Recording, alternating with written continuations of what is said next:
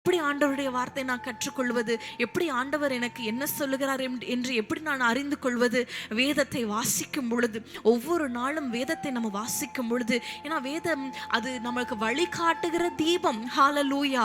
இந்த வழியில போனா இந்த வழி நல்லா இருக்குன்னா நம்ம எடுத்துக்கொள்வோம். ஒருவேளை அந்த வழி நமக்கு கடினமா இருந்தா எடுத்துக்கொள்கிறோமா? ஒருவேளை வார்த்தைகள் இந்த பலிபீடத்திலிருந்து ஊழியர்கள் பேசும் பொழுது ஒருவேளை அது கடினமா இருக்கும் பொழுது அதுக்கு நம்ம செவி கொடுக்கிறோமா? முற்றிலும் ஆண்டவர் சொல்லுகிற எல்லா வார்த்தைகளும் நம்ம கீழ்ப்படுகிறோமா? நீங்க மற்றவர்களை குறித்து குறை சொல்லாதீங்க, மற்றவர்களை குறித்து புறங்கூறாதீங்க, மற்றவர்களுக்கு மன்னியுங்க, மற்றவர்களுடைய பாவங்களை நீங்க மன்னிங்க, கசப்பு வைத்துக் கொள்ளாதீங்க என்று ஆண்டவர் சொல்லுகிறார். எல்லாவற்றையும் கீழ்ப்படுகிறோமா? முழுமையான கீழ்ப்படிதல் இல்லை. இன்னைக்கு முழுமையான ஒரு கீழ்ப்படிதல், முழு இருதயத்தோடு ஆண்டவரிடத்துக்கு திரும்ப ஆண்டவர் நம்மை அழைக்கிறார். ஹalleluya.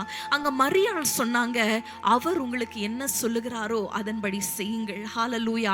அவங்க கட்டளை கொடுக்கறாங்க, அவங்க போதிக்கிறாங்க, அந்த இடத்துல சொல்றாங்க, அவங்க லீட் பண்றாங்க, கைட் பண்றாங்க அங்க இருந்த ஜனங்களை. அவரிடத்துல கேட்டு செய்யுங்க. இன்னைக்கு வீட்டில் இருக்கிற நம்ம ஆண்டவரை குறித்து ஆண்டவர் என்ன சொல்லுகிறாரோ அதை செய்யணும், ஆண்டவர் சித்தத்தின்படி செய்யணும் என்று நாமும் சொல்ல அழைக்கப்பட்டு இருக்கிறோம். இன்றைக்கு முழுமையான ஒரு கீழ்ப்படிதலை ஆண்டவர் நம்ம இடத்துல எதிர்பார்க்கிறார். ஹalleluya.